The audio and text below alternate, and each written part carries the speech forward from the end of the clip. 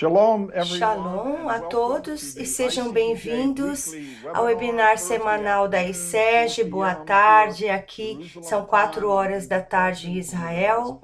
Eu sou David Parsons, o vice-presidente e porta-voz sênior. Está um pouco frio e chovendo aqui em Jerusalém. Nós tivemos até uma certa tempestade. E queremos falar hoje sobre um pouco das tensões que aconteceram nas últimas semanas da Páscoa, onde houve uma escalada da violência e do terror, com ataques inclusive de foguetes. E estamos felizes por vocês estarem aqui conosco. Temos um convidado especial, Jonathan Conricas. Ele é um tenente-coronel da reserva do Exército de Israel. Ele serviu por vários anos, 22 anos, e ele também tem falado agora, atuado como um porta-voz também do Exército, na mídia internacional, tentando explicar e defender Israel nos anos recentes e tudo o que tem acontecido. Nós estamos muito felizes de ter você aqui. Muito obrigado, eu também estou feliz de estar aqui, é um prazer, uma honra. E Shalom. Eu estou em Modim agora. Então, Shalom a todos vocês que estão assistindo. É uma honra e um privilégio poder falar a pessoas ao redor do mundo que se preocupam com a situação de Israel, que amam Israel e realmente compartilhar a verdade do que está acontecendo aqui. O currículo do Jonathan, ele é retirado, né? Está retirado agora na reserva do Exército. Ele é um conselheiro da Fundação de Defesa à Democracia, também ali em Washington, que faz um trabalho ali também de defesa, que faz a defesa de Israel, trabalha com Amir Aviv, que também já tem sido nosso convidado foi convidado por várias vezes. Então, nós estamos muito felizes de ter você aqui para falar sobre as coisas que têm acontecido. Você quer abrir falando de alguns pontos que você quer destacar dessas coisas que estão acontecendo? Muito obrigado, David. Muitos em Israel nas últimas semanas sofreram na uma semana e meia, eles sofreram muito, eles têm a impressão de que nós estávamos debaixo de ataque, dessa vez de diferentes lugares simultaneamente. Nós tivemos foguetes vindo do Líbano na última semana, tivemos ataques terroristas no Vale do Jordão, onde três mulheres judias foram executadas brutalmente. Tivemos ataques de foguete de Gaza. Tivemos vários levantes em Jerusalém, na cidade, ali no Templo do Monte, que atacaram vários adoradores, inclusive dentro da Al-Aqsa, e muitos incitamentos de violência também por toda a mídia social, especialmente de Gaza, onde ali o Hamas tem grande controle no governo ali. E amanhã será a última sexta-feira do Ramadã. Tudo isso está acontecendo dentro do período do Ramadã. E também as falas do Irã também têm sido bem tensas. E a combinação também de muitos esforços da força islâmica no Irã de incitar a violência em Israel e ao redor de Israel e nas suas fronteiras, ali na Samaria, em Gaza, em todos os lugares. É uma tentativa de acreditar toda a tentativa dessas violências ao Irã, e somente ao Irã, mas não.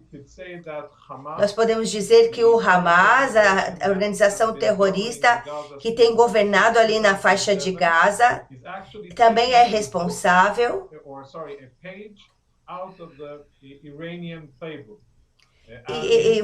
Hamas é uma página ali fora do livro do Irã. Eles usam a mesma estratégia de usar aliados para indiretamente expô-los menos com relação à retaliação a Israel. Então eles têm crescido em incitamento do Hamas ali, durante o Ramadã, chamando os jovens palestinos, os muçulmanos jovens, para fazer parte disso, ir a lugares santos, como o Monte do Templo, ali na Al-Aqsa, Mesquita Al-Aqsa, e também incitá-los a incitar a violência em outros, e fazer o que eles puderem para gerar esse senso de violência, para que todo o resto do mundo árabe, muçulmano, e também aquelas coisas visuais, os vídeos ali do Templo do Monte, se espalhem nas mídias sociais para que gere um círculo de violência.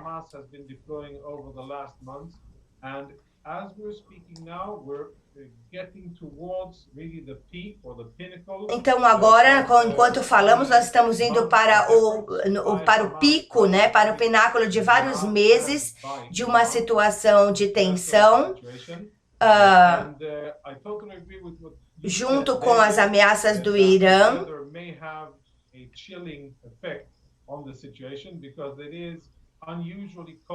Então a chuva e o frio acaba trazendo um esfriamento dessa situação, porque realmente está bem frio e chovendo, então isso como que dá uma arrefecida nos ânimos. É maravilhoso que tenhamos esse tempo, mas ele acaba gerando isso também. Então se nós pudéssemos ter um panorama geral, a grande imagem disso tudo em termos gerais é uma boa imagem, um bom retrato quando falamos de Israel e os Estados Unidos, porque a situação não está tão ruim quanto se parece, mas tem havido trocas de papéis oficiais, de mensagens oficiais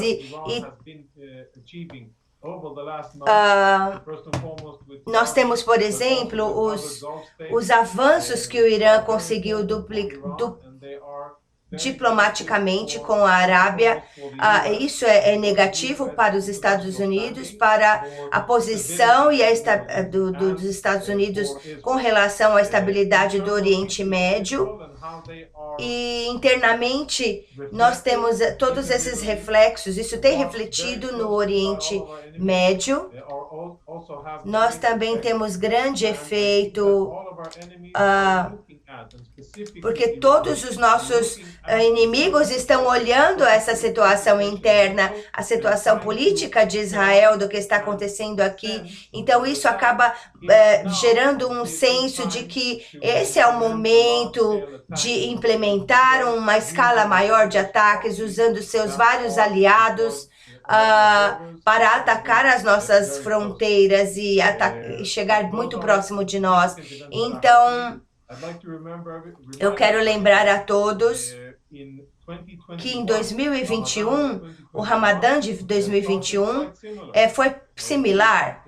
Nós tivemos com a incitação do Hamas, incitando violência, em que se escalou até ataques de foguetes pelo Hamas em Jerusalém, causando também algumas baixas, pessoas feridas. Com 11, acabou resultando com um ataque em 11 11 cidadãos foram atingidos. E julgando da situação de hoje, parece que mais uma vez o Hamas está tentando usar os seus aliados e outras organizações dentro do Líbano, ou ali na Judéia, na Samaria, usando outros para pressionar Israel, sem assumir o seu, vamos dizer assim, a assinatura por isso, né, pelo seu ataque, pela sua incitação, mas conseguir as consequências, né? Se beneficiar das consequências. Nós temos alguns desafios.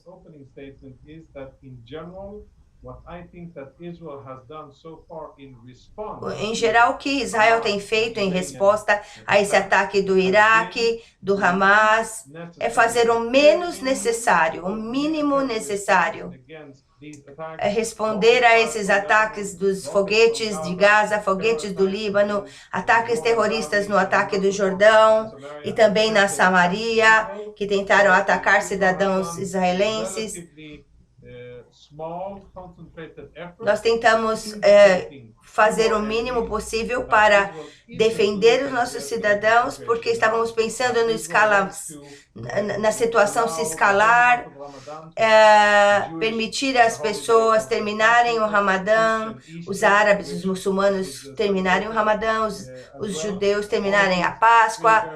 Então, esses feriados são importantes para serem celebrados pelos dois lados. Então, nós tentamos estar preparados e atuar o mínimo necessário para a defesa do povo durante esse tempo. É um panorama geral muito interessante.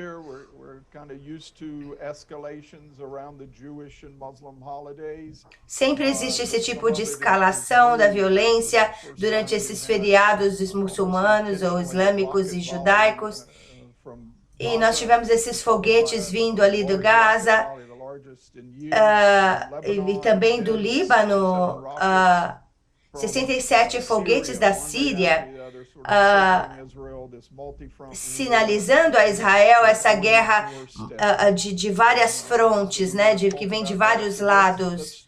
Então vamos começar com o familiar. Você mencionou maio de 2021, há 4 anos atrás, quase 4 anos atrás, quando também no Ramadã, próximo ali do dia de Jerusalém, os israelenses estavam fazendo uma marcha com a bandeira de Israel ali nas muralhas de Jerusalém. Nós podemos fazer isso. E eles começaram a atirar foguetes, intimidando Israel. E agora, cada vez mais judeus israelis querem subir ao monte do templo, orar ali, e ali é muito estruturado, é bem guardado. Eles não estão tentando provocar de forma alguma, mas eles usam isso como um pretexto para levantar os radicais que passaram, por exemplo, a noite ali com bombas, com foguetes que foram lançados e eles passaram a noite atiçando, né, essa violência. Nós temos que entender que o Monte do Templo é um lugar respeitado e santo para outras religiões, não só para os islâmicos. Então, muitos palestinos, o comportamento deles, os muçulmanos, né, palestinos muçulmanos, como eles se comportam, para eles é o terceiro lugar santo. Então eu acho que é uma blasfêmia, é uma vergonha que eles premeditem esses atos de violência e inclusive trazendo aqueles coquetéis Molotov, aqueles fogos, né, de artifício e bombas para aquele lugar e preparando eles se pré-preparam, né? para atos de violência ali no Monte do Templo, porque se é um lugar santo, então não poderia ter esse tipo de atividade existir em nenhum ponto santo, especialmente se esse é um ponto que você considera como santo, um lugar como santo. Então, também vários palestinos também são vítimas desses ataques.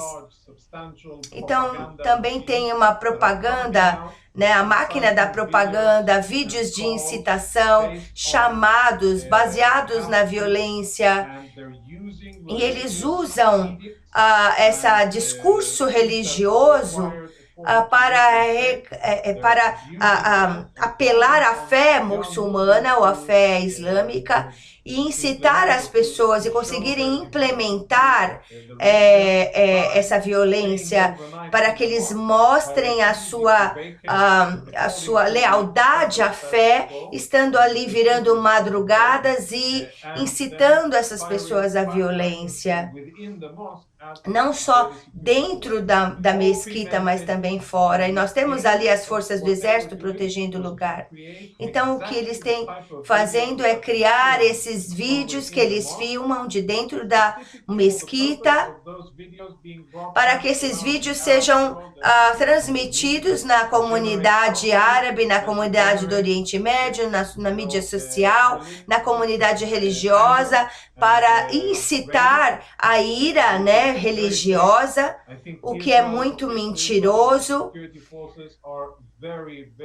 As forças de segurança ali israelenses são bem respeitosas com relação aos direitos dos muçulmanos e também das pessoas orarem ali no Monte do Templo. Então eu diria que Israel tem implementado a liberdade de oração muçulmana ali muito mais do que a liberdade de oração judaica no Monte do Templo. Então,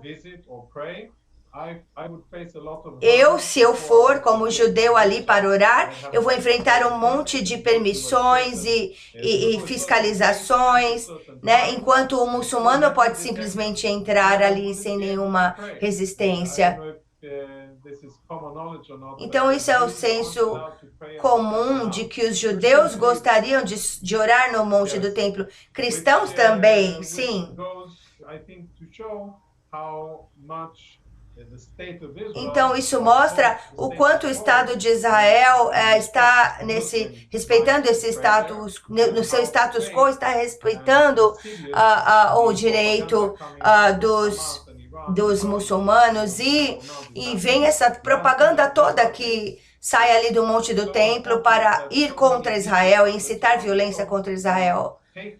E a mídia ao redor do mundo pegam esses vídeos que vêm ali da mesquita no templo, da Al-Aqsa, e acreditam que sejam verdadeiros. Isso começa a gerar todo esse senso de urgência, de violência, mas isso é tudo um plano premeditado para realmente, exatamente alcançar esse tipo de sentimento e de posicionamento mundial, da mídia mundial e das pessoas ao redor do mundo. As pessoas, eles mostram as forças de Israel indo ali dentro da Al-Aqsa, da mesquita de Al-Aqsa, justamente porque eles violaram a questão de ser um lugar santo e começam a fazer isso. Então eles podem usar uma mesquita, uma sinagoga, uma igreja como seu santuário. Você não pode levar as suas armas lá para dentro. Eu entendo que as forças de Israel, elas só entram quando há uma barricada dentro da mesquita Al-Aqsa, quando até os adoradores regulares não podem entrar, não são permitidos entrar. Então, eles sabem que há foguetes ali, coquetéis molotov, bombas dentro da mesquita. Então eles tentam proteger aquele lugar santo, mesmo que não seja dos judeus, da melhor forma possível. Então eles tentam tirar os tumultuadores de dentro. E nós vimos então que até a Jordânia também tem a sua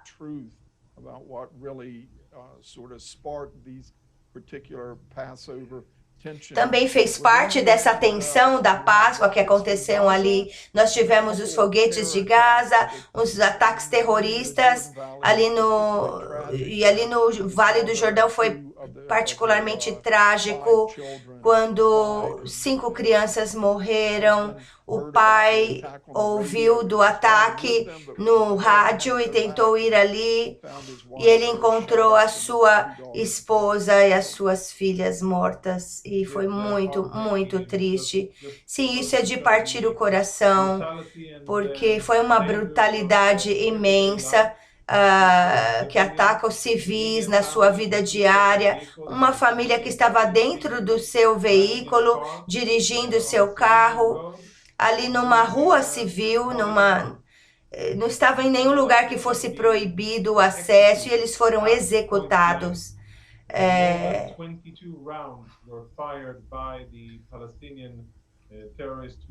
Mais de 22 tiros atingiram o carro dessa família. Então, por isso chamamos isso de uma execução. E isso foi atroz, foi cruel, e isso é uma grande oportunidade para nós mandarmos os nossos melhores sentimentos para a família, e nós esperamos que a família seja forte para lidar com essa situação e receba apoio da comunidade, não só a comunidade judaica, mas a comunidade ao redor do mundo. Então foi uma perda tremenda.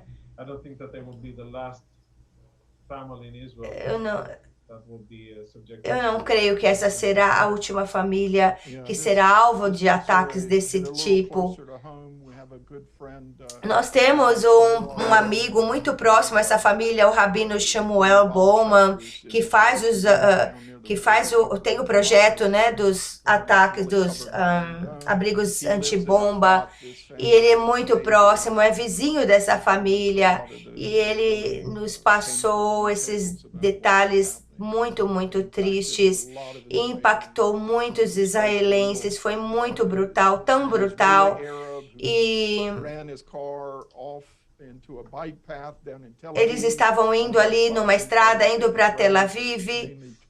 Muitos turistas usam essa rodovia também, e agora foram mortos ali. E também tivemos os ataques de foguete. Qual a diferença desta vez? Nós tivemos ataque de Gaza, dos foguetes, o que não é novo. Tivemos também do Líbano algumas vezes, 2 ou 3 vezes,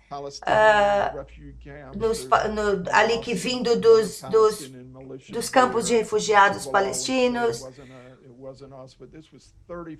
E dessa vez o Hezbollah jogou 34 foguetes de Gaza, e então 6 foguetes no outro dia da Síria, de 3 direções diferentes. Isso pode ser um sinal da Síria para Israel de que nós estamos no circuito? Sim, nós precisamos ir mais fundo nos eventos do Líbano, se eu digo corretamente. Um ataque dessa magnitude do Líbano contra Israel, esses ataques de foguetes, nós não tínhamos ataques desde 2006.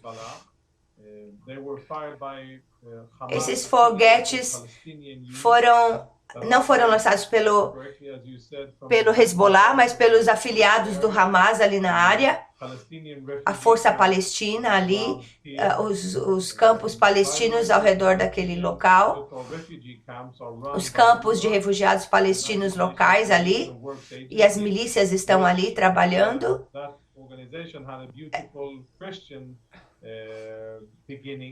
essas organizações, esses campos começaram como organizações cristãs que tentaram ajudar as pessoas, foram amparados pelas pessoas do mundo todo para salvar os sírios que estavam passando muitas necessidades no meio da guerra da Síria, mas infelizmente as milícias tomaram conta daqueles lugares e eles and it's the only organization, only UN organization that runs, that provides for one ethnic group in the world only. E só há uma unidade que provê para as necessidades das pessoas ali no local, que é para um grupo étnico. E eles acabaram a se desviar da definição das Nações Unidas para refugiados, porque refugiados são aqueles lugares que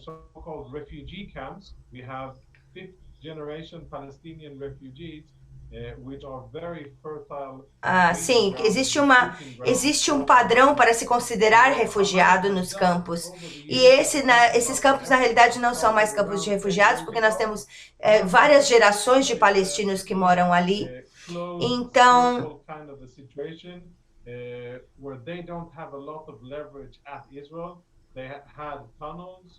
eles têm foguetes, eles têm túneis, eles têm armas que eles usam contra Israel. E o que eles fazem debaixo da direção do Irã e a assistência do Irã é recrutar os palestinos no sul do Líbano para construir unidades militares no sul do Líbano com conhecimento e com a aprovação do Hezbollah e também com o envolvimento do Irã e seus diretores, seus líderes. Eles não interferem diretamente ali no Líbano, mas eles são dirigidos ou ensinados pelo Irã. Então, o Hamas usou essas unidades pela primeira vez de uma forma mais séria, causando mais danos.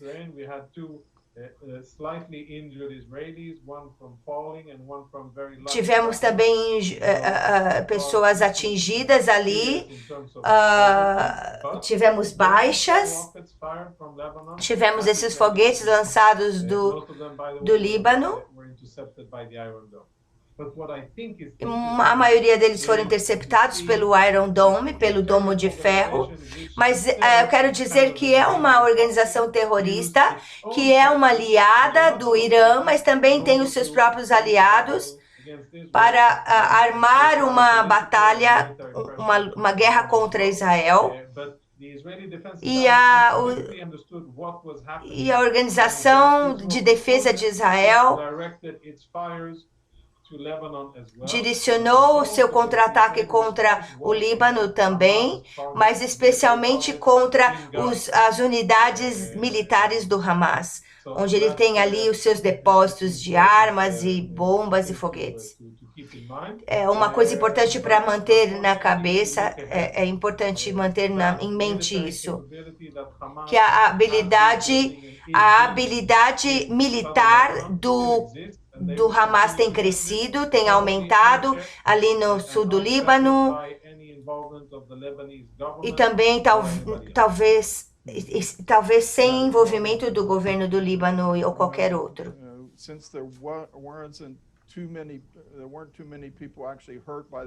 Nós tivemos 2 pessoas que foram feridas por esse ataque de foguetes. A inteligência militar israelense tem um limite de resposta em certo sentido, porque 2 anos atrás nós tivemos os árabes, os judeus brigando nas ruas, foi cena horrível aqui em Israel. E também houve ataques de drone, eu acho que na Síria e Gaza, eles lançaram alguns drones que continuaram atirando. Você pode falar sobre isso? Sim, não foi a primeira vez. O Irã é líder mundial na produção, não com relação à qualidade, mas na produção e distribuição de diversos tipos de drones. O Irã é uma indústria significativa nessa área. Eu não diria que a capacidade dele está próxima à Rússia, China, Israel ou os Estados Unidos, mas eles têm investido muito na produção e muitas horas de operação de drones ali no Oriente Médio, exportando componentes da Rússia que têm sido usados para perpetrar crimes de guerra em base quase diariamente. Coisas que têm sido feitas, por exemplo, pela Rússia. Os drones, nós poderemos chamar de a escolha de arma atual. Talvez o que pode ser uma arma muito significativa em futuros conflitos com os aliados do Irã e Israel. Por quê? Porque é relativamente de baixo custo, não é muito caro, é fácil de produzir e eles têm grande impacto em termos da capacidade de ser precisos e carregar armamentos. E dependendo do tamanho, você pode enviá-los tranquilamente. É fácil de transportar do Irã e de proliferar e mandar para outras organizações como Hezbollah no Líbano, como Hamas e Jihad em Gaza, para as milícias iranianas na Síria. Então essas são algumas das razões principais porque ela é uma arma popular, tem se tornado uma arma popular. O Hamas em 2011 tentou despachar 5 drones aqui para Israel durante uma operação, durante um tiroteio. Todos eles foram interceptados, mas nós temos visto as forças iranianas despachando dali da Síria para Israel esses drones. Eu lembro muito vividamente, porque eu estava na Judéia na época, e eu estava ali como um porta-voz, e eles foram interceptados, 18 drones foram interceptados com sucesso, mas eles tentaram fazer isso novamente. O Hezbollah no Líbano possui uma quantidade significativa de drones ali, e tem sido usado pelos seus aliados para ataque, propósitos de ataque, que pode carregar munições, e eles têm tentado o espaço aéreo, por muitos anos, tentando voar ali pelas fronteiras para perceber e sentir o quanto Israel vai responder. E os iranianos têm tentado se aproximar e atingir a soberania de Israel de muitas formas. Então não é nada novo, mas talvez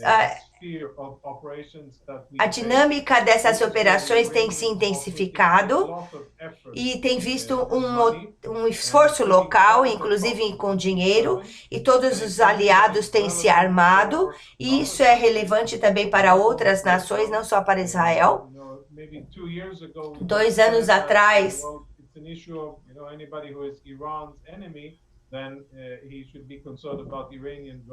todos estavam preocupados, por exemplo, com o crescimento do armamento do Irã.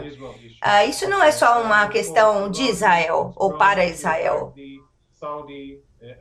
Os iranianos também atacaram as estruturas de petróleo, né, de óleo, ali dos Estados Unidos.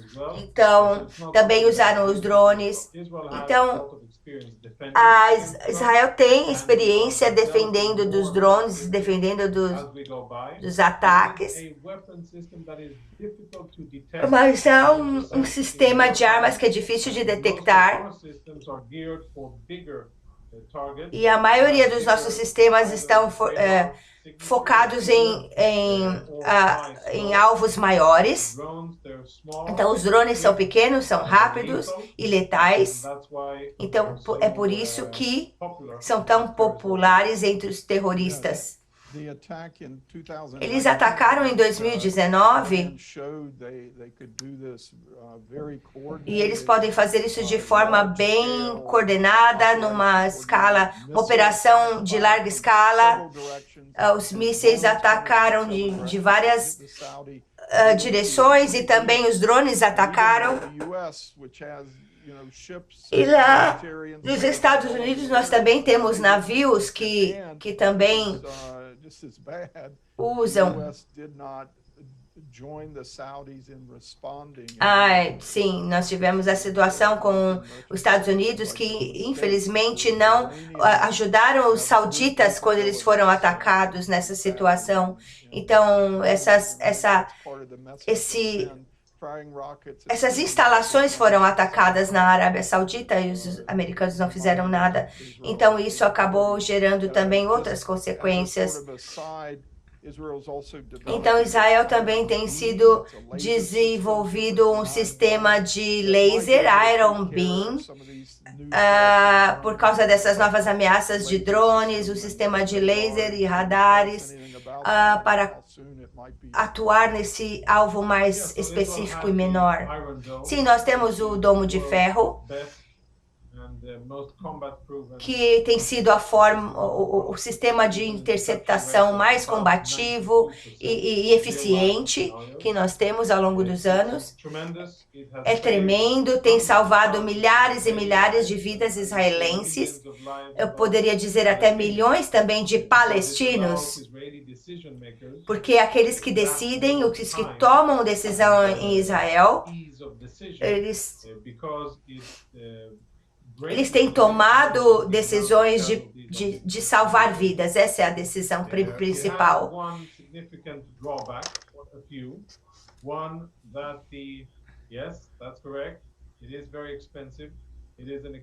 Sim, é um sistema você está certo, é um sistema muito, muito caro para interceptar mísseis.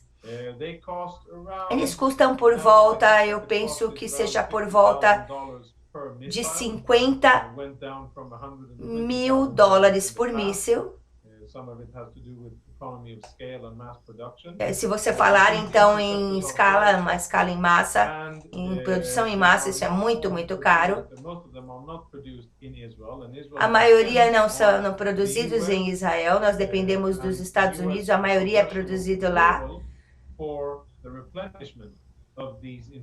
Então nós precisamos de melhorar, né? Melhorar a qualidade dessa tecnologia.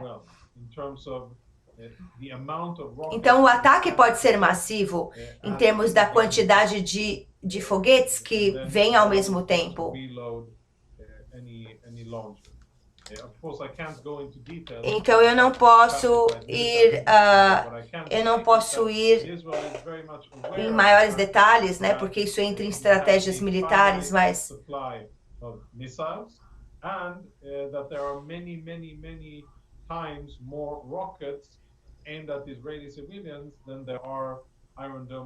então o que aconteceu é que houve mais foguetes lançados do que o Iron Dome, o domo de ferro pode interceptar. Então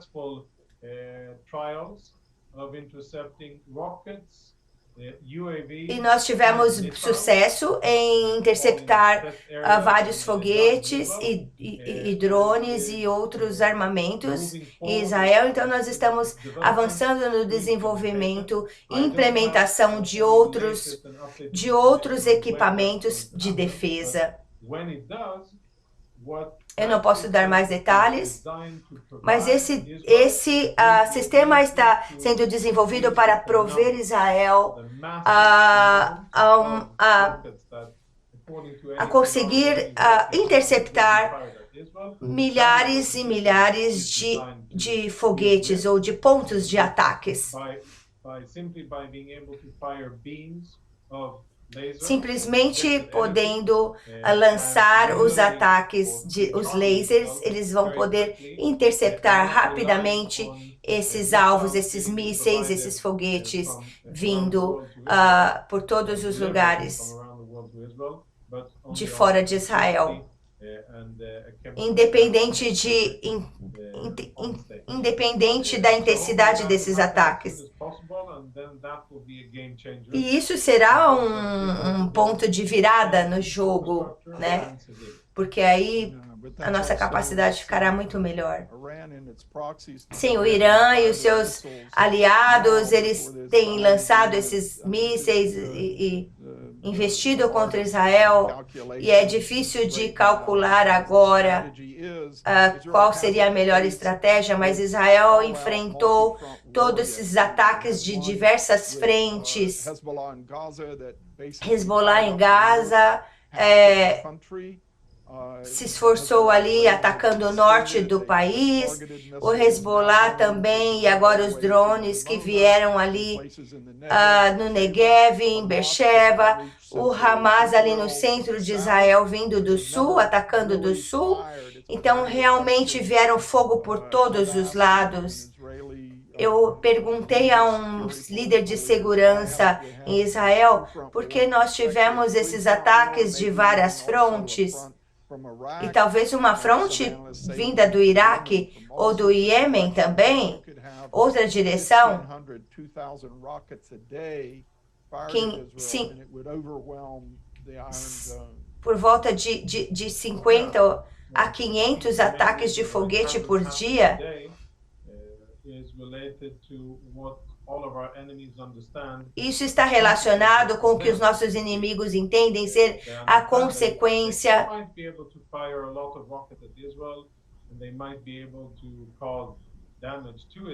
se eu puder lançar um foguete e causar prejuízo e dano a Israel, talvez na economia, talvez aos cidadãos israelenses, e no final do dia eles sabem, o Hamas, o Irã, Hezbollah, todos eles sabem, a autoridade palestina sabem, todos que são os nossos inimigos sabem e entendem que Israel vai revidar, que Israel vai contra-atacar com muita força, com a força que eles têm disponível.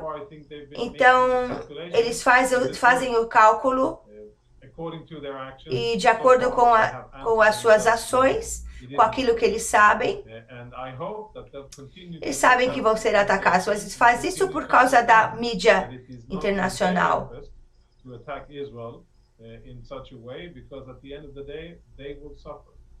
Então eles atacam de certa forma e eles sabem que no final eles vão sofrer o contra-ataque de Israel. Eu aprecio muito você ter falado tudo isso. Eu sei que não é muito bom falar sobre isso, mas sabemos que o país está passando por reformas legais, reformas judiciais. Alguns dos elementos mais religiosos, mais estritos têm tentado estabelecer, né, as leis aqui de um lado mais restrito, e isso tem também trazido essa desestabilização dentro da nação, e isso com certeza afetou a forma dos nossos inimigos de Israel olharem. Sim, com certeza eles veem essa estabilidade e isso acaba projetando, mexendo na capacidade deles de se prepararem e também de projetar seus planos de ataque.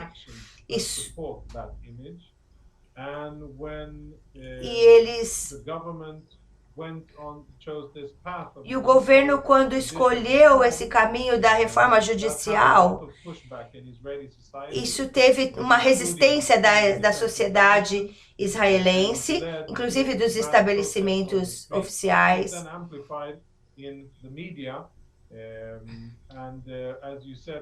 E na mídia também, como você disse, isso refletiu mundialmente, porque as pessoas que tomam as decisões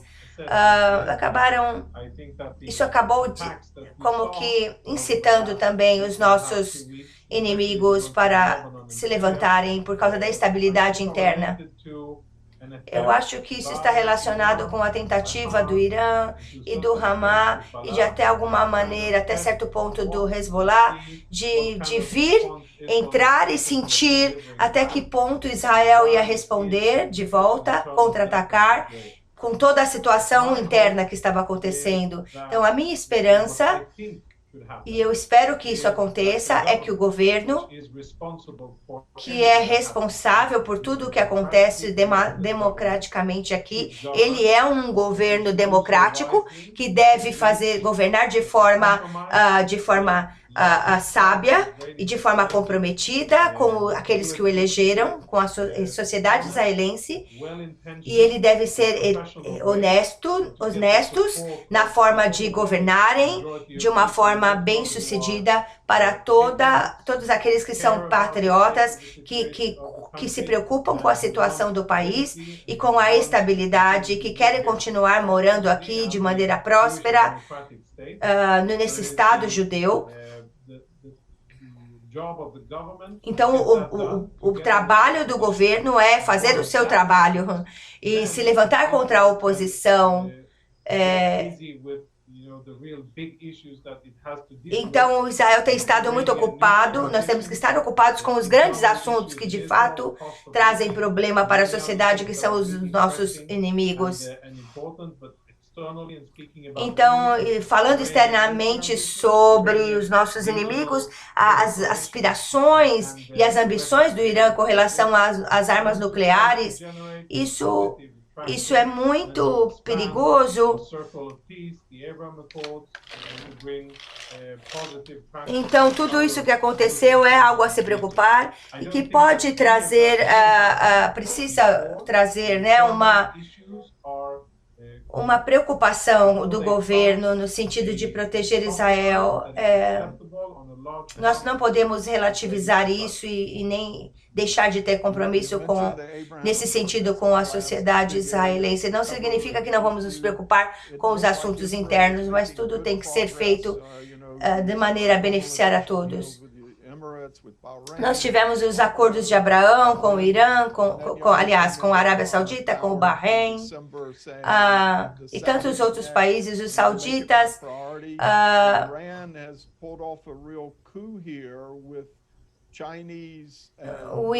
O Irã tem também feito essa aliança com a China, e a China tem sido como mediador entre o Irã e a Arábia Saudita. Também a Síria tem se aproximado para fazer uma aliança. Os sunitas ali, os muçulmanos sunitas, os oficiais sauditas.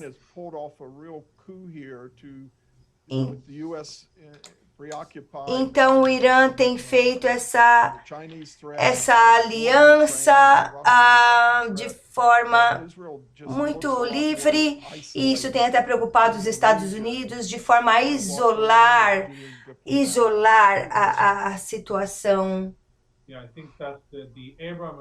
Eu acho que os acordos de Abraão,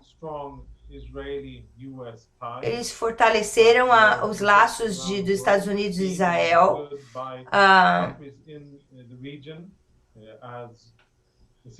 Com relação à situação na região, e esses outros países, eles viram isso e tentaram se alinhar com isso, mas de segundo ponto é que Israel, quando tenta lutar contra o Irã e as ameaças nucleares ali, as ameaças terroristas do Irã e ali na região.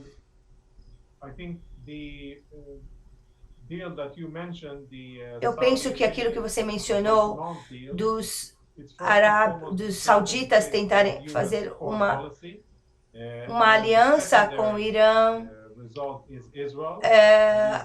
implica negativamente com os Estados Unidos e também com as perspectivas de Israel do que pode acontecer.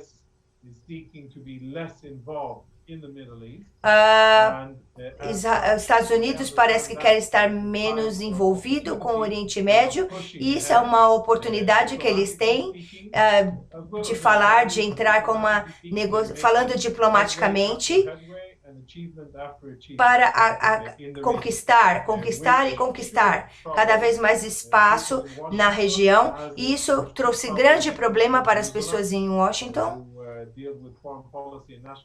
porque também eles têm que lidar com as políticas de segurança internacional. Isso traz grande estabilidade.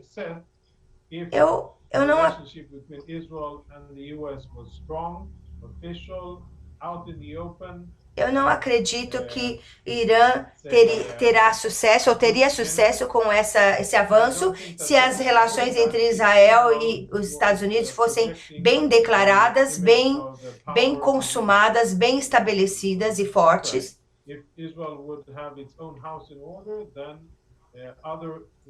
Muslim countries, I think, would be happy to join what is a strong, vibrant, just and moral country. Eu penso que Israel está sempre pronto para se posicionar por tudo aquilo que é justo, por tudo aquilo que é certo, que é correto, independente da situação interna de Israel.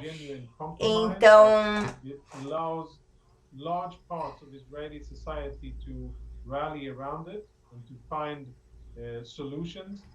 essa instabilidade interna de Israel acabou fazendo que a sociedade saísse nesses comícios, nessas passeatas, né, para estabelecer a sua diplomacia, não só a diplomacia interna, né, tudo que convém à sociedade de uma forma geral, mas também aquilo que significa o que atinge a defesa de Israel. I would say that yes, it is, because at the end of the day, the animosity No final do dia, a animosidade entre os sauditas e Irã é profundo o suficiente para que os sauditas possam entender qual é o melhor lado para eles estarem em aliança, que é os Estados Unidos e Israel. Então, eles podem confiar na diplomacia do Irã? Então eu acho que as coisas têm sido gerenciadas de forma inteligente por Israel e pelos Estados Unidos nessa situação. Eles também têm tentado tirar a atenção da Arábia Saudita no sentido de fazer esses cálculos. O que é melhor para mim, estar do lado do Irã, estar do lado dos Estados Unidos ou Israel? Então, nós temos uma pergunta aqui. É seguro isso para Israel?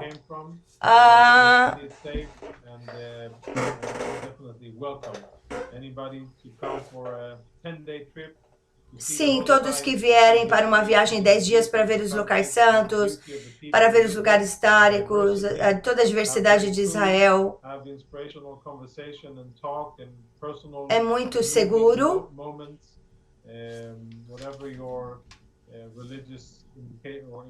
E qualquer que seja a sua inclinação religiosa, nessa nação definitivamente é seguro, você pode vir aqui. E eu recomendo vir no meio do verão. Eu não recomendo, aliás, vir no verão, que é bem forte, mas em maio é mais agradável a temperatura.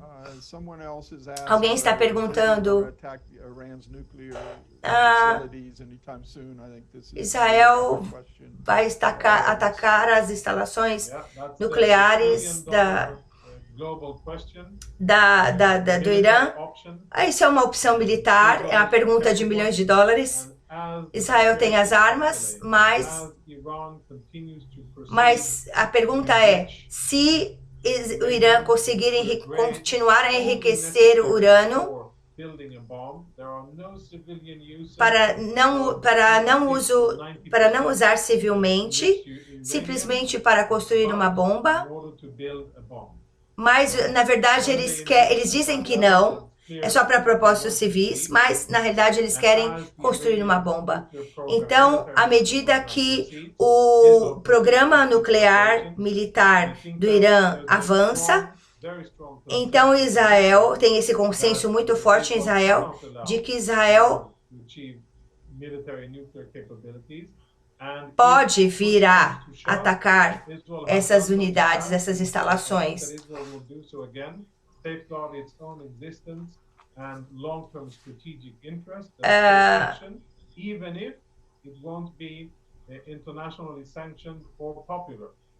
Então pode ser necessário.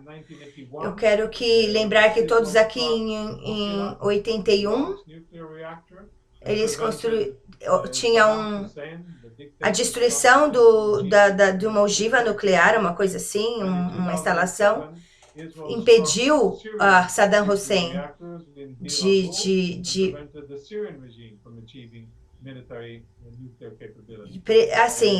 preveniu o regime sírio de ter essas armas nucleares e também Saddam Hussein de ter as forças nucleares. Então foi atacado essas áreas em algumas situações. E isso acabou trazendo a estabilidade para a região, para o estabelecimento da paz na região. Então, Israel, eu creio que ele é uma certa de guia nesse sentido com relação à paz na região. É mais difícil atacar quando se tem um programa militar. Mas Israel está preparado e se for necessário, ele está capacitado para fazer isso. E é muito mais, tem a ver com toda a região, não só com Israel, com a paz de toda a região. É um pouco frustrante ouvir de que talvez Israel não consiga estabelecer a sua paz com a Arábia Saudita, mas vamos ver o que vai acontecer. Esperamos que esse padrão não se quebre. Nós temos um convidado aqui de surpresa, Rabi Samuel Bowman. Eu te peço, Jonathan, que você continue aqui. Ele tem participado conosco, tem sido nosso parceiro por muitos anos, desde 2010, mais ou menos, com os abrigos antibombas ao longo da faixa de Gaza e toda a área ali nas comunidades israelenses no norte também. E você era vizinho da família que foi atacada ali no Vale do Jordão. Você quer compartilhar um pouquinho? Claro. Shalom a todos. Shalom, Jonathan. Eu realmente aprecio aquilo que você está compartilhando aqui de forma tão clara sobre toda essa situação. E que você continue a ser esse porta-voz que realmente nos representa. Muito obrigado, toda a Rabá. David, isso está na minha cabeça, é Salmo 91, que fala que aquele que se esconde no esconderijo do Altíssimo, a sombra do Onipotente, descansará. Então é uma combinação de nós estamos sendo atacados por foguetes e mísseis, e o que eu tenho em mente é um paradoxo, é não temer.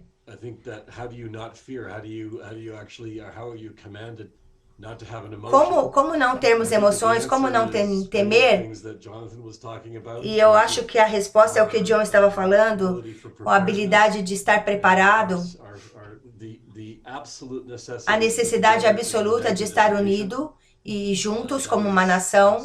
Isso é absolutamente um ingrediente importante. E de forma para ter tudo isso no lugar. E o que eu falaria sobre os foguetes, eu estive ali em contato com o Shlomi, o prefeito da cidade, perto ali da fronteira do Líbano, no norte de Israel, encoraja as pessoas a pesquisarem sobre essa comunidade e olhar quem é Shlomi.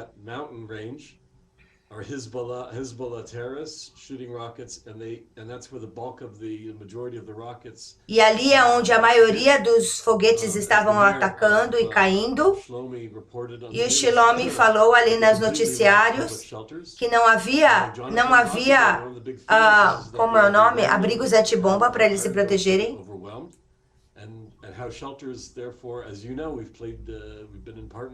E você sabe, nós estamos trabalhando em parceria e instalando tantos abrigos antibombas que têm livrado a vida de milhares de israelenses, visitantes e também trabalhadores ali.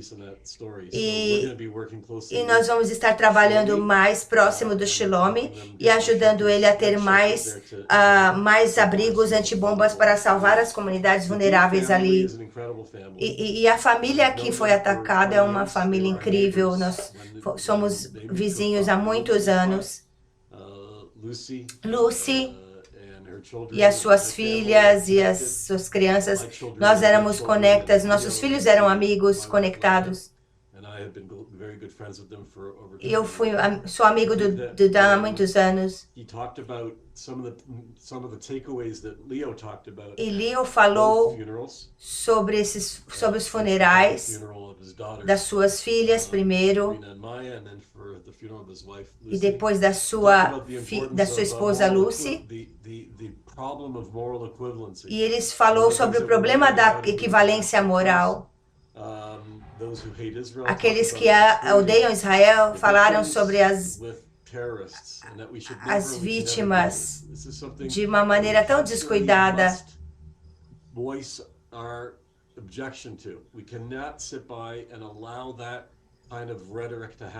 Nós nunca podemos, não importa de que país que você seja, não podemos permitir que a mídia fale dessa forma. Não existe equivalência moral com relação a isso. Essas pessoas são vítimas. Não importa de que lado, são vítimas. Então, eram civis dirigindo numa estrada civil. Não eram soldados. Eles não estavam numa zona militar. Eles eram civis israelenses numa rodovia civil. E eles foram abatidos. Então, não importa o que a mídia fala, a mídia de qualquer país, isso não há equivalência moral no que foi feito ali. Então, isso é o que é mal e o que é bom. Nós entendemos o que é bom e mal. Nós sabemos o que é a maldade.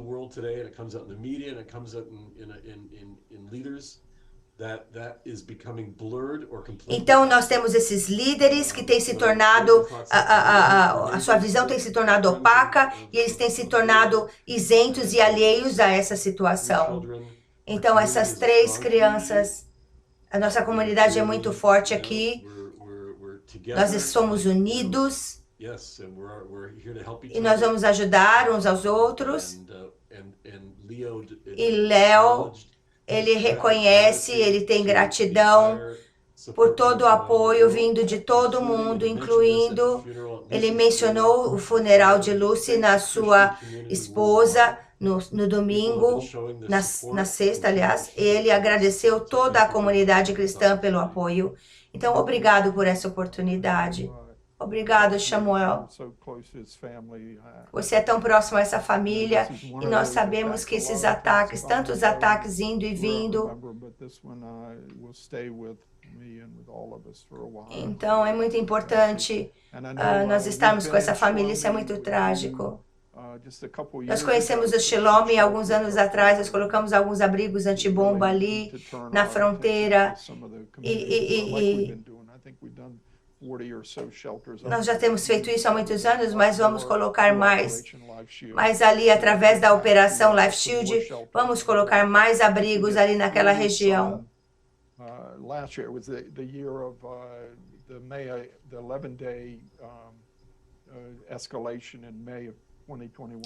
Em 2021, ali em maio, quando houve aquela escalada dos ataques, nós colocamos alguns ataques ali no sul. Sim, o norte, as pessoas do norte não esquecem do que fizemos ali. Talvez nós tenhamos agido de uma forma reativa, foi depois que os foguetes caíram ali, mas nós precisamos começar a trabalhar mais proativamente e mais de forma mais planejada, no sentido de colocar os abrigos antes que algo aconteça. Em 2006 aconteceu muito isso, as pessoas que são mais velhas lembram disso.